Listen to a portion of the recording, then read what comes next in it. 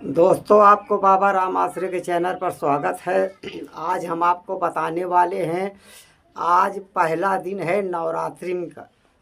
नवरात्रि में जो हमारे भाई देवी देवता का भार उठाए हैं, पूजा पाठ कर रहे हैं, जिनके देवी देवता साफ सुथरे नहीं हैं, मेरी यही है कि वो पक्का पूजा न दें।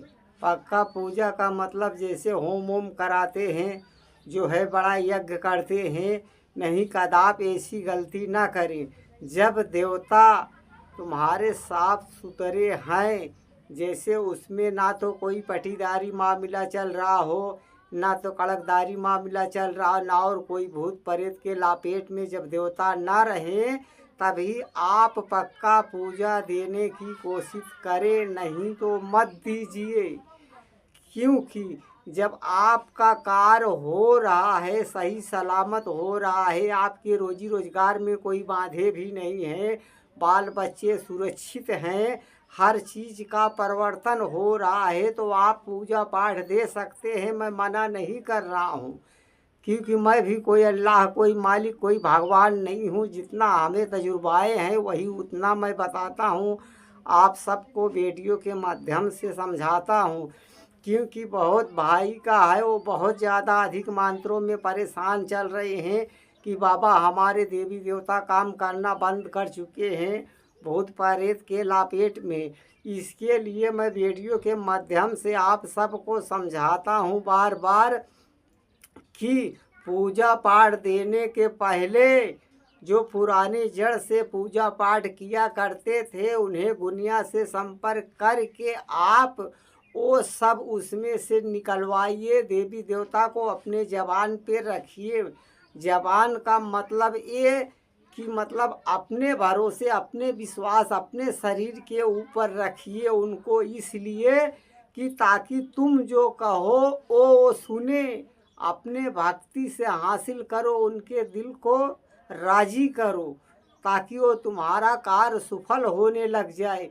जब ये करने में कामयाब हो जाएंगे, जब आप गुनिया के पास जाएंगे, साफ सुथरा कराएंगे, महीना 2 महीना 4 महीना उसको देखिए। ये नहीं है कि आप 4 दिन हो गया साफ सुथरा कराए, किसी गुनिया के पास आप गए, वो तुरंत चटपट में साफ सुथरा किया, बोले तुम्हारे देवी देवता साफ हो गए, जाओ आप पूजा पाठ दे सकते हो। तो ऐसी गलती कदाप मत करना, क्योंकि ज़िंदगी चली नहीं जा रही। ज़िंदगी बहुत लंबी भी है, बहुत छोटी भी है। इसके लिए आप जब देवी देवताओं को साफ सुथरा कराइए, कोई गुनिया कह भी रहा है कि आप जाके पक्का पूजा दे दीजिए, जो करना है आप कीजिए, तुम्हारे देवता निर्छल हो गए, नहीं कदाप ऐसी गलती मत कीजिएगा आप। क्योंकि आप न भागे जा रहे हैं, ना तो देवी देवता भागे जा रहे हैं। उनको कहते नहीं हैं, मन में श्रद्धा भावना भक्ति विश्वास होना चाहिए। जब आपके देवी देवता निर्छल होने के बाद भी आपको पक्का पूजा कुछ दिन तक नहीं देना है, अपने कार्य को देखना है, भावना भक्ति के साथ उनकी पूजा पाठ करना है। कुछ साल जब आप देखेंगे तो आपको स्वयं नज़र आने लग जाएगा कि पहले मेरी हालात कैसे चल रही थी, हमारी स्थिति कैसे चल रही थी, हम लोग कैसे थे, बहुत परेशान चल रहे थे। अब हम लोग का कार्य सही हो रहा है, जो हम लोग सोचते हैं वो सब काम हमारा हो जाता है।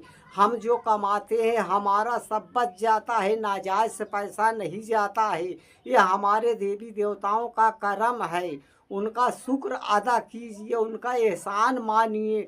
जब आपकी आंखों के सामने ये लगने लग जाए, आपके दिल में आ जाए कि हाँ अब हमारे कार्य बहुत सिद्ध हो रहे हैं, तो जाकर आप उन्हें पक्का पूजा दीजिए।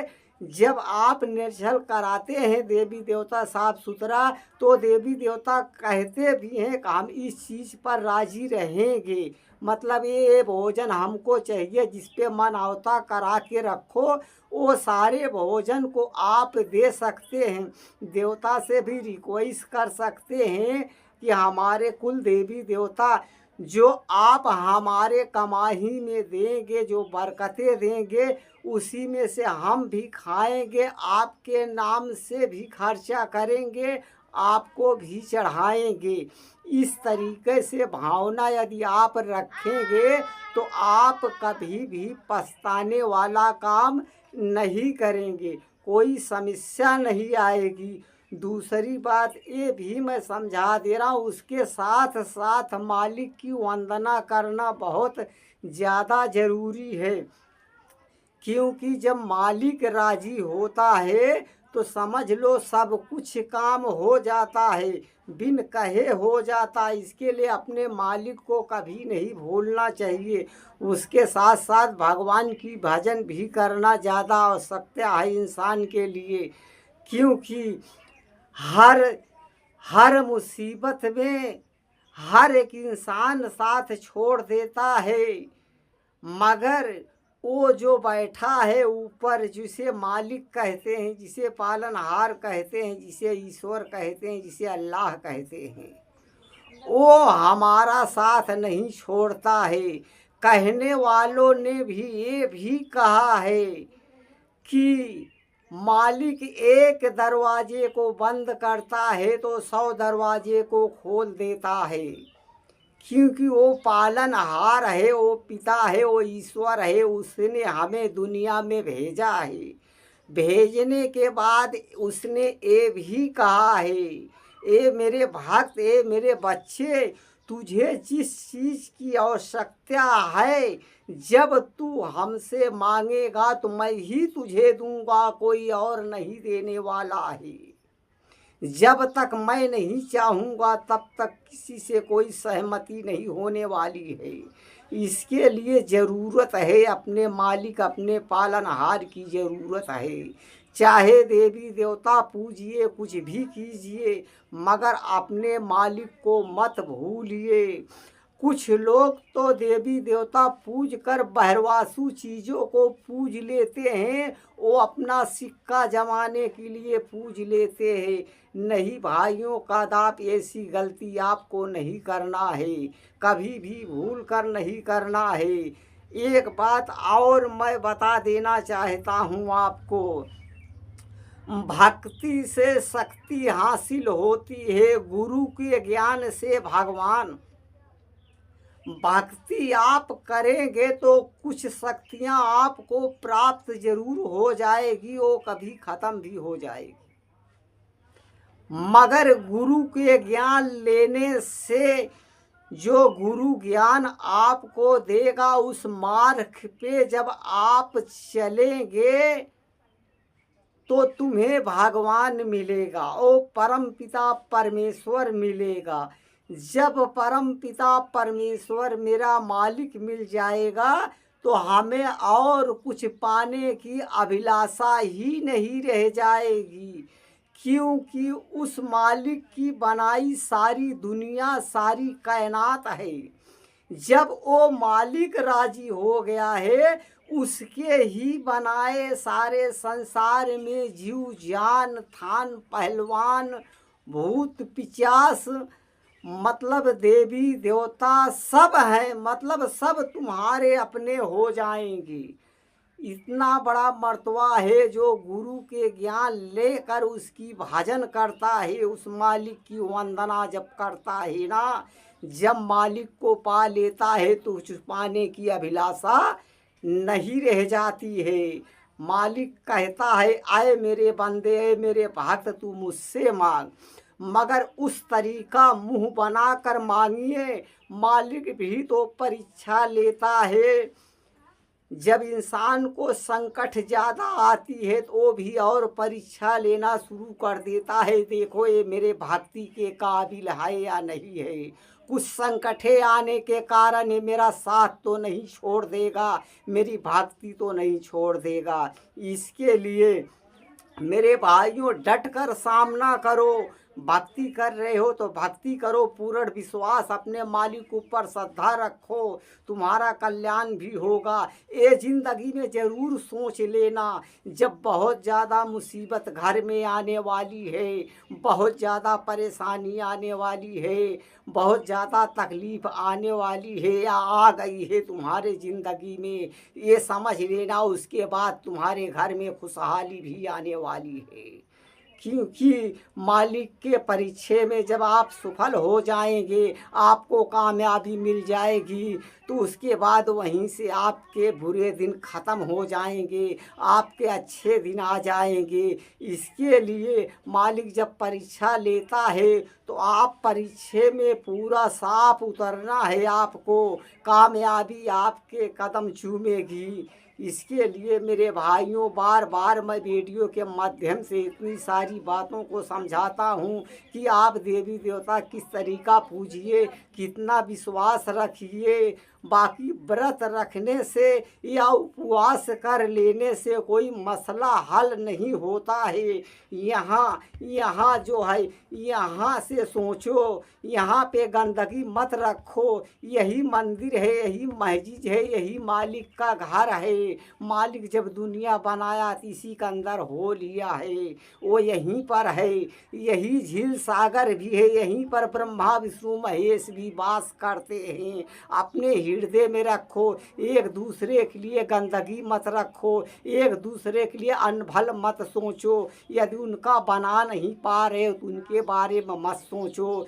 कि कोई इंसान ऐसे होते हैं एक दूसरे को दिखाने के लिए कार्य करते हैं कि मैं बहुत बड़ा हूँ, बहुत बड़ा तांत्रिक बन गया हूँ, बहुत बड़ा पहुँचा वाला बन गया हूँ। नहीं, जो भी कार्य आप कीजिए पूरे इत्तराम के साथ कीजिए, मन में श्रद्धा भावना भक्ति विश्वास लेकर कीजिए, अपने उस परम पिता परमेश्वर को दिखाने के लिए कीजिए, किसी इंसान को दिखाने के लिए मत कीजिए। इंसान तो बिन पेनी का लोटा है, वो कभी भी ढनक सकता है, कभी भी तुम्हारा साथ छोड़ सकता है।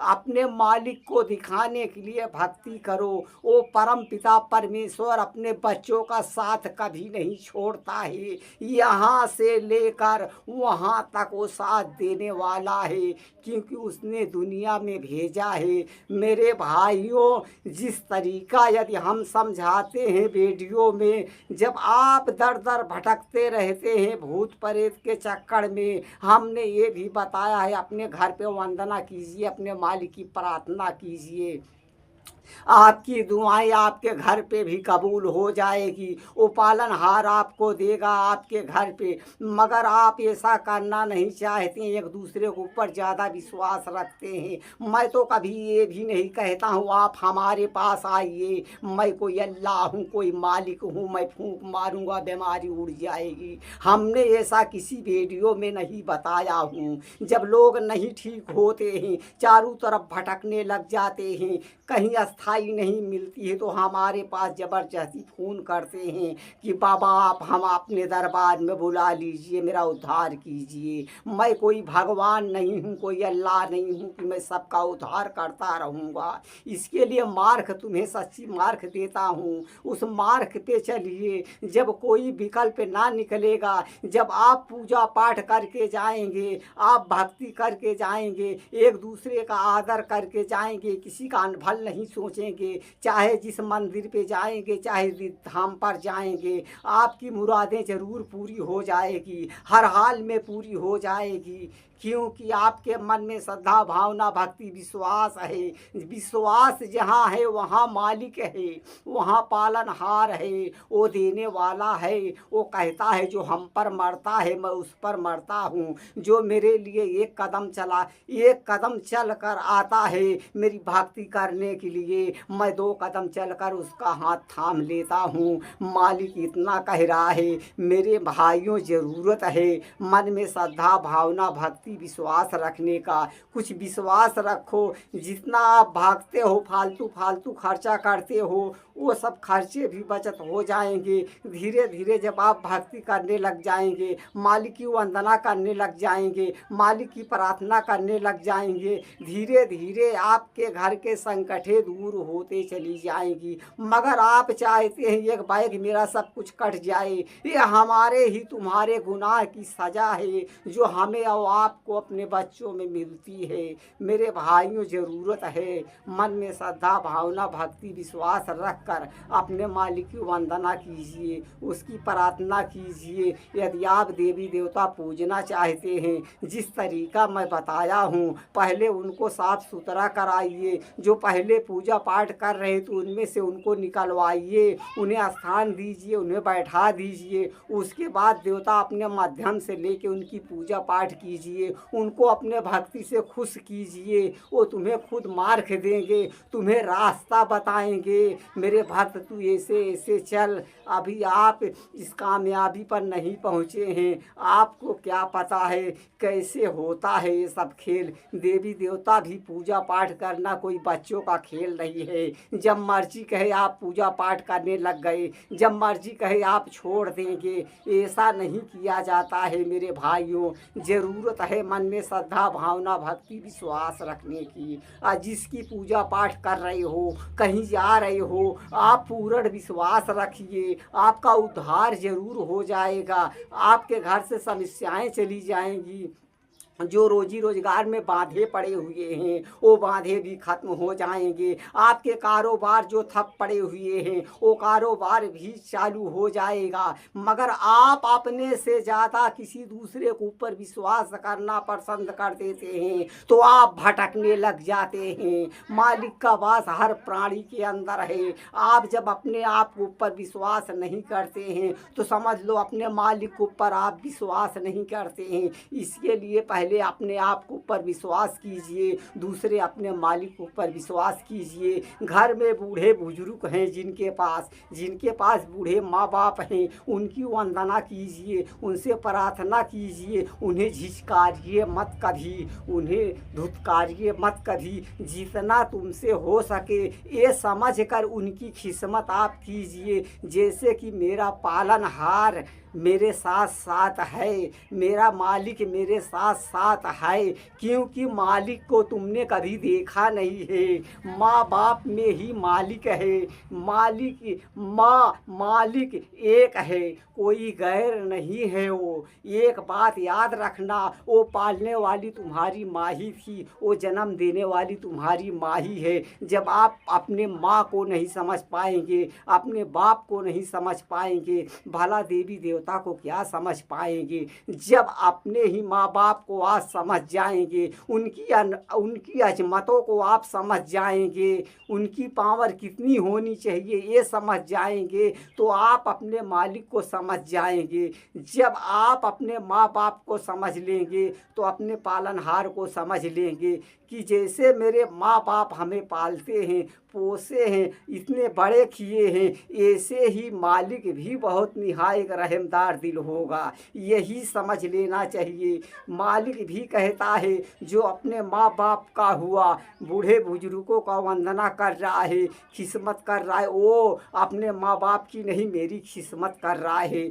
मेरी वंदना कर रहा है। मेरे भाइयों, ज़रूरत है आपको मन में श्रद्धा भावना भक्ति विश्वास रख कर कोई कार्य कीजिए। दोस्तों, आज की वीडियो मैं यहाँ पे ख़त्म कर रहा हूँ। सबका मालिक एक है।